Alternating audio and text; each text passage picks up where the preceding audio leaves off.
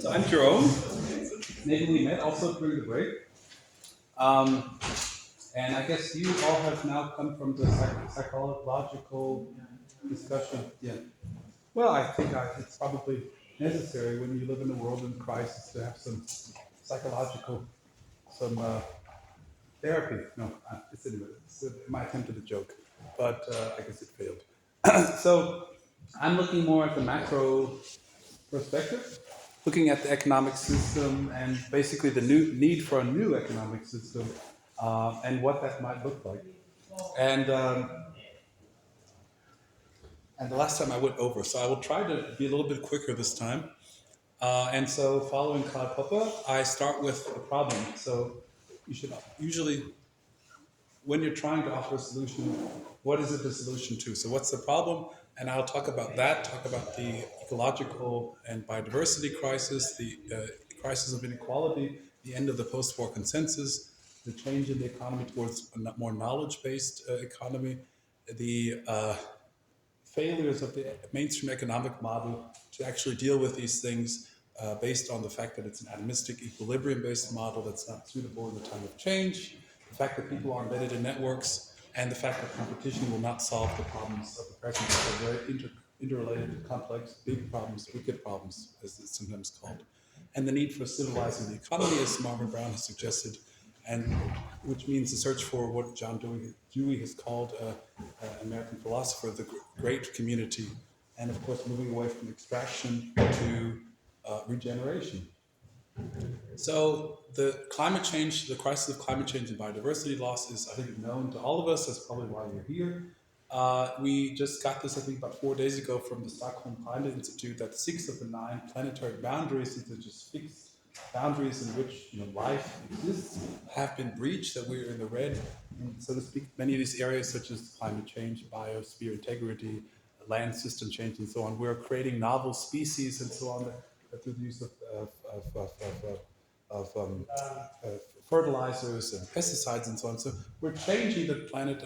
The economy, of course, is one of the factors leading to this. The fact that it is based on extraction and efficiency is one of the problems. So one of the graphs that I keep returning to, at least in my mind, or in the idea, is this one here in the middle, the top middle, which is by Babulanovich, one of his, a friend of mine who's an ecologist, talks about the need for systems to balance efficiency on the one hand and redundancy on the other. So a system that is too efficient is at risk of collapse. It's just because it's too brittle.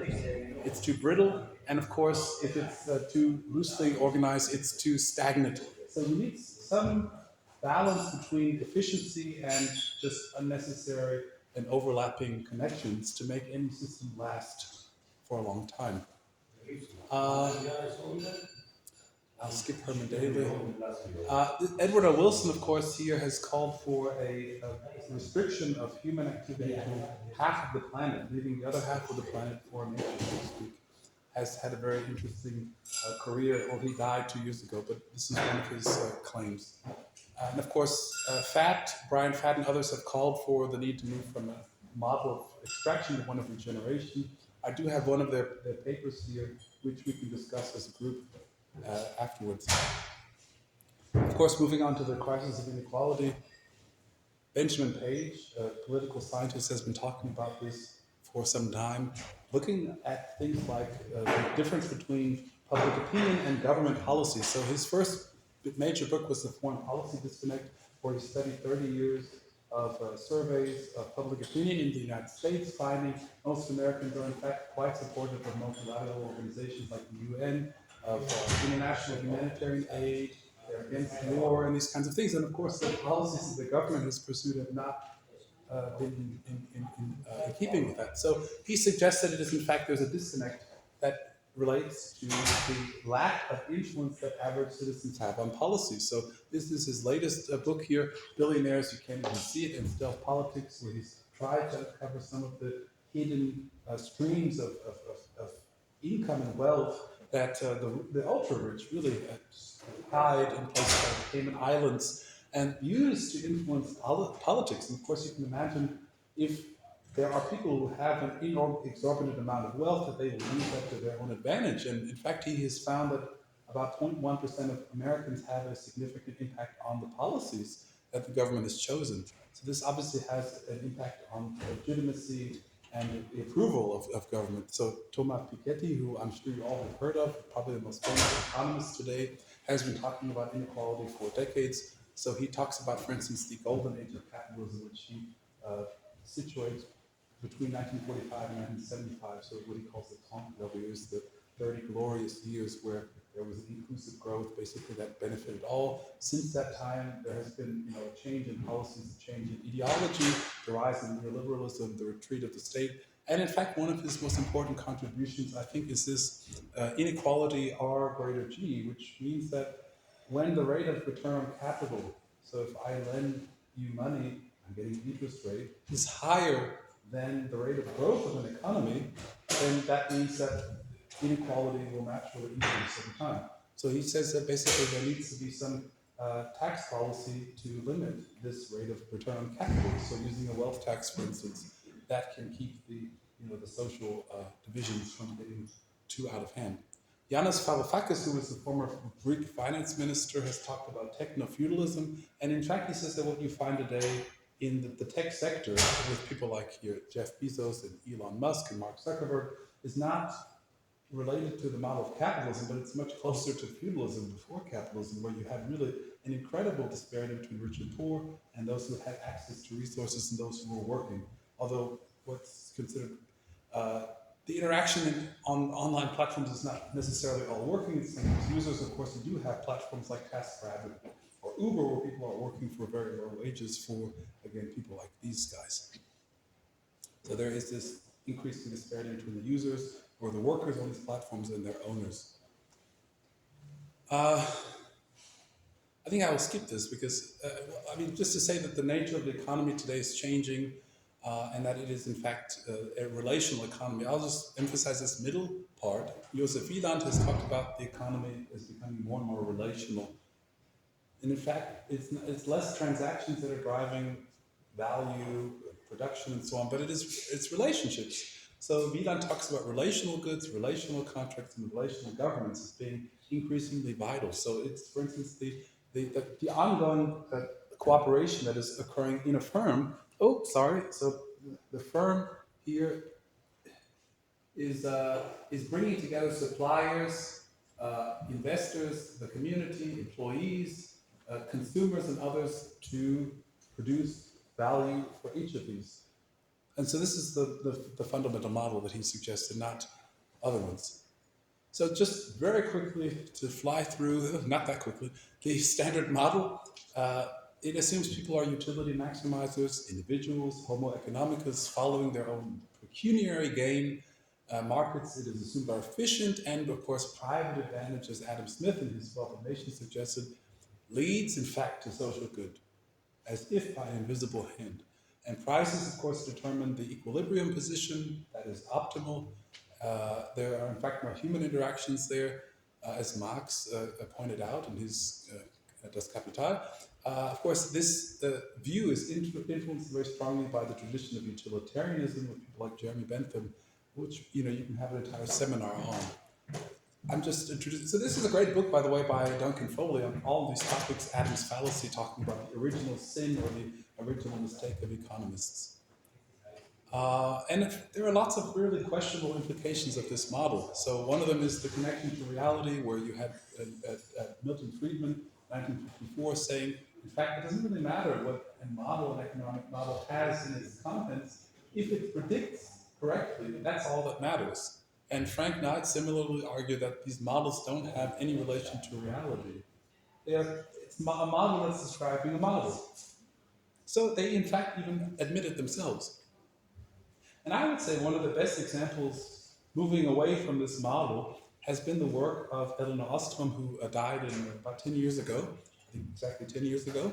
And she was, in fact, the first woman to win the Nobel Prize in economics. Of course, we can talk about there is no Nobel Prize. It's the Swedish National Bank Memorial Prize in the name of Alfred Nobel. She is the first woman to have won the prize and only one of two until the present day. And basically, her work studied in Governing the Commons and other books of hers the perceived dilemma between state and market action. So somebody like Hardin in an article in 1968 developed this notion of the tragedy of the commons, saying that if you don't assign private property rights to all resources, like a public land or a lake, the resources that that lake or land has will be depleted because everyone will take more than their share. So in fact, you need private property rights, otherwise you have the tragedy of the commons. And Ostrom, through decades of research in many, many places in the world, from Japan to Sri Lanka, Turkey, California, Canada, and so on, everywhere in the world she basically was, and found that this is not true. In fact, communities all over the world are very well able to self-organize resources without the state, without the market, and she basically outlined 8 principles that I will very briefly outline. We can also discuss in more detail afterwards. And based on her observations, and also later in her life, she published with her husband Vincent on this notion of polycentric governance, decentralized forms of governance, and there are multiple organizations today keeping up this work, like the International Association for the Study of Commons, the Ostrom Workshop, and Pro-Social World. I've even brought something from the Pro-Social book here to read, if you're interested. So these are the 8 principles. They are firstly clearly defined boundaries. The pro-social group here that I mentioned, they define this first principle differently. They say, in fact, it's not just a clearly defined boundary, but a clearly defined identity. So the boundary is something for a physical resource, a lake, a neighborhood. But in fact, you can create a group to organize things, that is distant. That an online community, they have a shared identity. So it's either a defined boundary or a defined identity, proportional equivalence between benefits and costs. So it has to be clear to people outside what is the benefit of being a part of this community and what is the cost. You have to clean, you have to do something. These are your responsibilities, these are your rights. So that can't be left to find out. The collective choice arrangements. So basically, people have to be able to have a voice if they have a problem. There has to be some channel to reflect on. For instance, if you perceive something, someone's breaking a rule, you say, well, I saw something. There has to be some, again, channel for communicating. And monitoring, of course, so people have to be there assigned to monitor these resources to make sure that actually people are following the rules. And then very important is graduated sanctions. So there's an example in her book, Governing the Commons, where Ostrom observes in Japan, in the mountain community, that people were in fact going into the forest to take resources when it was not their turn. And when the person who was monitoring them asked, why were you doing that? They said, well, in fact, we didn't have any alternative. We would have starved. We didn't have any money. We had nothing left, so we took the wood from the forest. And so in this case, they didn't punish them because the intention matters. So sometimes there are situations where the rules should not be enforced, and you can have again a graduated instatement of sanctions and not immediately kick them out. Conflict resolution mechanisms. So again, if you see somebody is taking more, there has to be some kind of a meeting. You have to meet regularly to make sure that everyone is still happy with the way things are going. And the recognition of rights to organize, which just means you cannot do everything centrally, but allow people to actually organize themselves, even within the group.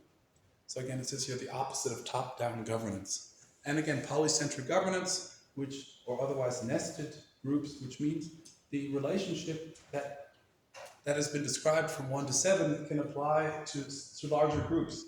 So basically, if you're a part of a group that's itself part of a group, the way that the group of the group can manage its resources is exactly the same way. You have to monitor, you have collective choice agreements, and so on. So scaling these principles is also something that is very possible. One of the things that I think is most interesting for this for this group is looking at nature as a stakeholder. So a lot of the discussion has been on the social aspects of how to manage and govern resources, but what about the resources themselves? What about nature? And I think an interesting start is the stakeholder theory of Friedman, who basically outlined a way to assess whether someone is a stakeholder in organizations, which is similar to this picture here in the middle on the right. You know, you have suppliers, you have employees, and so on. Each of them have interest in the firm, each of them in the organization, each of them has some resource. So they're all stakeholders. But again, nature is in fact a non-stakeholder because it's not an agent. So maybe one can see the UN Sustainable Development Goals as something giving nature agency because it sets certain goals for clean water, for instance, and resources and other resources. Or there is the legal route. So you had the German federal court 2 years ago ruling that the German government was not actually keeping up its where's the light? Its responsibility. It must do more for future generations, basically to enjoy nature. Of course, this is also mediated by future generations. So it's the idea that future generations should be able to enjoy nature, and it's not giving nature itself any rights. So the question is, how do you do that? And just thinking about this, in some cultures, like you have here in Poland, they do leave an empty chair at the dinner table. So in Poland, apparently it is a tradition at Christmas to leave a chair empty. You have to set a place, plate and so on. And nobody knows why, and there are different theories why they do this, but this is a tradition. So in a way, you're representing somebody who's not there. So in a similar way, it would be possible, and a friend of mine, Thad Metz, he's a philosopher in Pretoria, has suggested installing a voice on a board of a company that is representing nature. And somebody might say, actually, this will cause too much time, to transpire before we make decisions. We don't want to talk to this person every time we want to open a new factory or something. Another alternative would be a second board, just as we have two parliaments usually. In governments, there's an upper and a lower house, to have another parliament that has a veto right to basically say, no, in fact, this would go against the interests of nature, that it cannot initiate any policies, but it can veto those policies that the other board agrees to. And this is something that my colleague Isabel Ferreras, who I work with, has called for in the book of hers. This is the book here on the bottom right. I'm not sure if you can read any of this. The sun is coming in. The firm as a political entity, or firms as political entities. So she's called this economic bicameralism. Did I skip? No. So I think there are a lot of alternative paradigms that we can focus on. And one of those, again, as I mentioned before, is regenerative economics by Brian Fatt and others, talking about moving away from a model of extraction of resources to regenerating resources, regenerating communities, and focusing on things like learning. Another approach that is out there is from Martha Nussbaum and Amartya Sen. This is their book from 1993, The Quality of Life, on the bottom right. You see the blue book?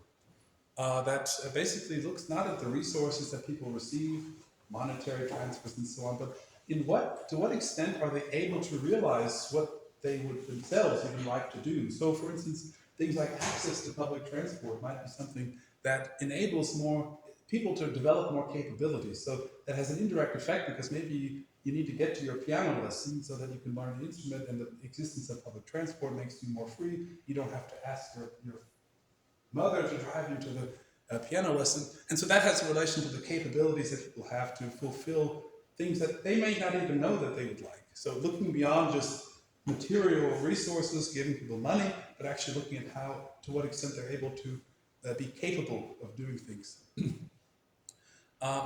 Then there's Karl Polanyi. Again, I'm just giving you sort of a buffet of different alternatives. And these are just people who have been thinking about these things for many years. Karl Polanyi wrote this book in 1944, The Great Transformation, which I think is you can't really see. Is it way to lower the... Anyway, but this is a book that I always recommend to students when somebody asks me, how can I understand how the world is today? This is a wonderful book, because Polanyi was really thinking about how did we get here? And I misspelled embedding. So one of the topics, one of the words that he develops in this book is the embedding of the economy and society.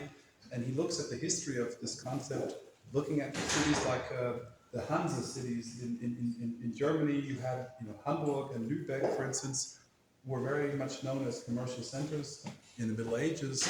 And in fact, even within these societies, the areas where commercial activity took place were separate from where people actually lived. So there was this embedding where society had, a dominant role, but then there was also the economy. And Polanyi says at some point the roles were reversed, and the economy was dictating, so to speak, what was left over in society. So an example of this, of course, Polanyi died many years ago before Airbnb existed, but Airbnb is a great example. So people are pressured because, of course, your wages are low and stagnant. So then, okay, maybe you have one spare bedroom in your apartment, you can rent it out. And then again, this is moving away from the Hansa city where the commercial area is separate physically to every sphere of life is again a commercial area. I think Polanyi is a great voice in understanding these things. So fictitious commodities, labor, and land, of course, were not created. They're there. Land is there. It's given, and nobody created it except maybe in Dubai where they're building fake islands. And labor is just what people do. So regulating these commodities should not be left just to the market, basically. And then there's this concept of platform cooperatives I find very interesting from people like Trebor Scholz and Nathan Schneider, who basically find people organizing themselves in online applications and online communities that go across geographic boundaries, and they're doing this in a very democratic way. So the option isn't just Twitter and Elon Musk and the concentration of media, but there are other ways to do these things. And so how to realize these things, John Rawls, I mentioned here in I think one of his last books before he died, is an American philosopher, talks about justice as fairness. It's the top right, I don't know if you can see here. And he basically says, how do we realize justice in our societies? And in fact, looking as an American, as he did, at the nature of property relations in the United States and in the Anglo-Saxon world and the UK and other places, he says, well, people here are not so open to notions like socialism. But what we do need is what he called property owning democracy. So we have property, private property, but having a democratic ownership of property, to him, he says, this would actually achieve the same thing as, for instance, the European countries with their revolutions, the French Revolution, the Russian Revolution. People there or here are more open to socialism. So having a democratic property-owning society would be the same as having a democratically socialist society.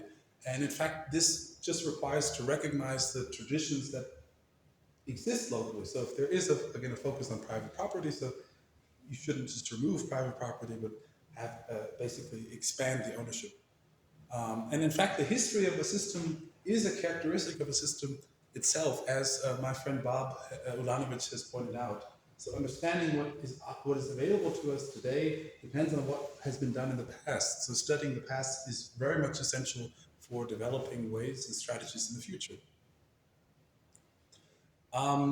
Maybe just mentioning Mariana Mazzucato here wrote a book called The Mission Economy, where she says, in fact, what we need more of are missions that we all agree need to be achieved. So that, for instance, when we have public procurement, it's not just a question of which project is cheaper that we will do, but in fact, which one best achieves the mission that we have set out. And she looks at the Apollo mission, where the US set out to go to the moon, as an example, and saying, of course, we need different missions today that need to be more participatory and democratic, but still, we need to go back to this idea of a vision of achieving something that doesn't exist. For instance, eliminating childhood poverty or increasing the digitalization gap and these various things. If you have this kind of a mission, achieving eliminating childhood poverty, then that should be the primary objective, especially when you're assessing things like public contracts and so on. So creating these kinds of partnerships between the state, private institutions, and the public as well to craft missions and to implement them is what she has suggested in order to realize this change in the economy. And in fact, David Ellerman, I should also mention, as a friend of mine, he's written a book on putting jurisprudence back into economics, who said basically, you can never look at an economy without looking at the legal system that underlies it, because it's setting up the areas where the market can function. So you talk about the invisible hand. The invisible hand only functions where the law allows it to. The great example is child labor or human trafficking. So we have mostly all agreed in the world that these things are not okay. And so there's no invisible hand there because there's a visible hand that says no. So in fact, you can use the law to constrain a private power to create, again, an economy that is more resilient, that is more regenerative, and that is fairer. It's possible. So there is the economy for the common good, which has been developed by Christian Felber, which tries to rethink the ends of economic activity, moving away from competition towards, again, common good and cooperation, not measuring things like GDP, but measuring happiness, measuring the outcome and not the means, and has developed this matrix that's multidimensional, looking at the social, the ecological dimensions, the relationships that are occurring between firms and supply chains. And in fact, it has been accepted by the EU as a way to do the sustainable reporting directive that the European Commission has required. So in fact, they have become legitimate, in fact, as you know, for firms can actually use this to, so to speak, check the regulatory box. And this is closer to my own work, and this is the topic that I will end on, cooperatives. And I always talk about co-ops wherever I go, and in fact, because they're not mentioned a lot in the literature. If you look at economics textbooks, nobody's talking about cooperatives. If they do, they talk about them as a niche phenomenon or something that's temporary because there's a market failure. But in fact, if we look worldwide, there are over 1 billion members of members of cooperatives in the world. There's increasing interest by the United Nations. They have declared the year 2012 the year of the cooperative, and the decade following them the decade of the cooperative. And in fact, the UNESCO declared the cooperative principles a World Cultural Heritage in 2018. By the way, there's the German cooperative federations that actually lobbied for that. And the ILO, the International Labour Organization, has recommended, in fact, governments to include more materials on cooperatives in their national curriculum, their educational materials. There are some books out there talking about these topics. I don't know if this is something that interests you. I'm writing one myself. This one is coming out next year, or editing one myself. I'm writing one chapter.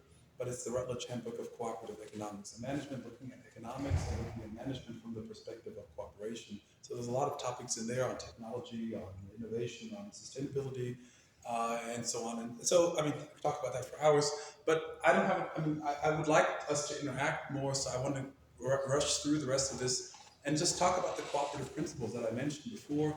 So there are 7 of them. They have been developed since about 1895. This is the last installment of them. There are 7 currently. One of them is voluntary membership, so you're welcome to enter a cooperative and to leave. You're not forced to be there. There's democratic member control, which I'll talk about in a moment. Then member economic participation, autonomy, independence, education, training, and information, intercooperation or cooperation among cooperatives, and concern for community. Democratic member control, what does it mean? To me, it's a reflection of the fact that cooperatives have a dual nature. They're both commercial organizations, it's a business, and at the same time, there's a cultural dimension because, of course, through membership, you're a partner in the organization and you have a shared identity. This is from a chapter by Anupusa in the book that I just mentioned that we're editing. And they have this, this insider-outsider dichotomy that they deal with membership. So there are a few examples that I describe, or that I have an image here of a cheese board collective. I have a nice video if some of you would be interested on this. It's a bakery and pizzeria in California, and they have a very open managerial style where everyone basically trades jobs. So everyone does every job that's there to do. They cycle or rotate through. So you make pizzas, you do the accounting, you're the manager, you are cleaning, you're working as a waiter. So everyone has the experience, what it means to work in different parts of this establishment. Similarly, this is Isthmus Engineering and Manufacturing in Madison, Wisconsin. It's a company of engineers, about 80 or so workers. 40 of them are on the board. So half of the company are also managers. So very interesting model. Not every company has to be that democratic, but of course it's also a possibility. There's OSE, which is a IT firm in Hamburg, and they had a huge crisis where people, were leaving the company. There was a lot of infighting, conflict, and they found the best way to resolve this was to create a cooperative. And so, since they've created this cooperative, they have been much more successful in terms of relations between customers, between members, and the conflicts have basically disappeared. So very interesting. And I think a lot of this has to do with the fact that membership allows one member to have one vote, which is different than the sort of corporate model, which looks at shares. If you have one share, you have one vote. If you have 20,000 shares, you have 20,000 votes. In a cooperative, if you have 20,000 shares, if you have 2 shares, if you have 1 share, you have the same amount of votes. It's one vote. And so there is a lot of feedback between these types of cultures and the outcomes of the organization. I just mentioned one, which is a very interesting paper by Gabriel Bordin and Belloc and others. And they find that cooperatives are actually more willing to buy robots than capitalist firms. And they suggested this could be because there's less conflict and the workers perhaps feel less afraid that they are being replaced by the robots because, again, it's a team, it's not this kind of adversarial relationship. And similar research by Young Hyman and Natalie Main and Joseph Lasky, they found that IT firms that are managed more democratically are in fact more economically successful. So there is in fact feedback between having more identification with the firm and having more economic success. And the third principle, the second one that I introduced out of 3, there's only one other, and then we can move to the discussion, is the member economic participation, which means, of course, that members also invest in the firm, but it doesn't mean just financial investment. For instance, here's a picture of the Park Slope Cooperative in Brooklyn, New York. It's a consumer cooperative, so it's a grocery store, but everyone that actually is a member there has to work. And in fact, you might think that this would be unsuccessful, but they have 15,000 members, so people are very happy with this model. They are signing up for it every day. So here you see one member is working at the cash register, others are buying. So again, you have to do your time. Another cooperative here is Les Ailes in Lorraine, in France. They build doors and windows, and 40% of the company is owned by workers. And they have found that to be a very successful business model. And this is Co-op Fund, which is the largest cooperative development fund. It's a €500 million fund that has been saved by cooperatives in Italy. It's basically retaining the profits. They don't buy a Lamborghini. They save the profits for the development of the cooperative community, for regenerating local economies. It's an amazing example, I think, of the power of cooperation, in fact. I'll skip this. So, and the last principle is cooperation among cooperatives, or intercooperation. And I think the best example of this is Mondragon. If you ever have the chance to go, I would recommend you to visit. It's in the north of Spain. It's a small industrial town in the middle of nowhere, and it has one of the most successful companies in the world. It's the 7th largest company in Spain, and it has 80,000 members. Again, they're all owners, they're all workers in 150 or so enterprises. And just to list one example, there was a case 10 years ago, exactly 10 years ago now, when the oldest and largest cooperative in this federation went bankrupt as a result of the financial crisis and the real estate bubble bursting. Fagor, they made kitchen appliances, stoves and heaters and these kinds of things. And so they went bankrupt, and they decided not to save the company. So the rest of the federation group said, well, okay, we'll save you, we'll give more money. But they said, in fact, it doesn't seem to make sense. But instead of just saying, we'll close the company and do what you want to do, goodbye, they in fact found a way through, again, this principle of intercooperation to save as many jobs as possible. So here it says, 3 years after the closure of Fagor, permanent or temporary solutions have been found for 92% of the surplus members. So in fact, everyone either got another job or they had some kind of a retirement plan. So again, it's a way to maintain knowledge and skills and relationships in the local community that otherwise would just disappear. This is the very last slide, and the question I've closed with is, what should the economy of the future look like? And this is just my answer. I would be curious to hear your answers. I think not one size fits all. Local resources and practices and priorities should be very important in developing these kinds of systems. And things like procurement, as I mentioned, Ausschreiben in German, are very important tools for actually steering resources towards projects that actually benefit the community and not just that they're cheaper. And so a guided transition, I think, is possible via these kind of self-regulating democratic networks. And I think Eleanor Ostram's lessons should definitely be learned. I mean, she made her case very clear enough. Uh, and I think we can develop cooperative pro-social cultures to meet the challenges of the present. And that's